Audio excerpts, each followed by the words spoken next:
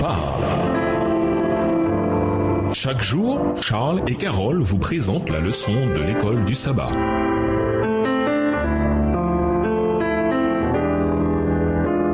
Bienvenue dans votre émission. Dieu nous parle. Parcourez rapidement Exode 25, le verset 10 à Exode 30, le verset 38. Avec quelle précision Dieu demande-t-il à Moïse de dresser un tabernacle d'adoration? Qu'est-ce que cela nous indique sur le caractère de Dieu? Quand Dieu dit à Moïse de bâtir une tente pour lui, Moïse aurait pu dire « Pas de problème Seigneur, je monte des tentes depuis que je me suis enfui d'Égypte, il y a 40 ans. Laisse-moi 5 minutes. » Pour tout homme qui vivait dans la culture semi-nomade madianite de l'époque, monter une tente était un jeu d'enfant. Il aurait pu le faire les yeux bandés, par automatisme, en pensant à autre chose, des choses bien plus importantes. Mais Moïse ne s'attendait peut-être pas à une série très détaillée de modèles, pour une structure architecturale par ailleurs très simple. En plus d'une longue marche à suivre, concernant chaque meuble à l'intérieur ainsi que les vêtements sacerdotaux, près de 150 instructions méthodiques. Pour construire une simple table, Moïse dut suivre un processus d'assemblage en 7 étapes.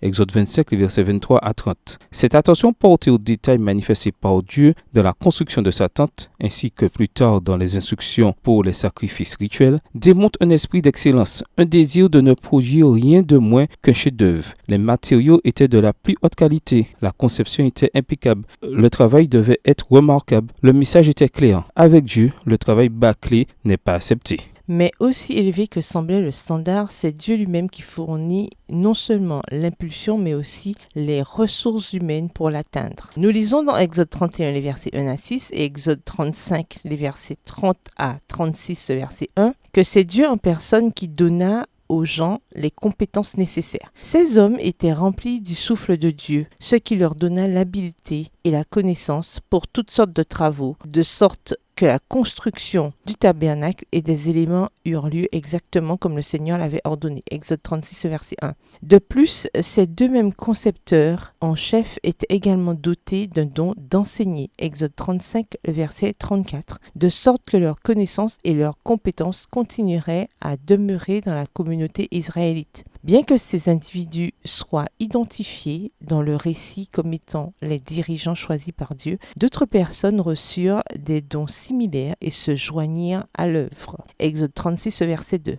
Ainsi, le fait d'être des humains déchus et pécheurs n'est pas une excuse pour traiter une tâche en nous limitant dans nos dévouements. Dieu attend de nous que nous fassions toujours de notre mieux, que nous nous servions à bon escient de nos talents, de nos compétences, de notre temps et de notre formation en les mettant au service de grandes causes. Au revoir. Et à demain si Dieu veut. Dieu nous parle. Chaque jour, Charles et Carole vous présentent la leçon de l'école du sabbat.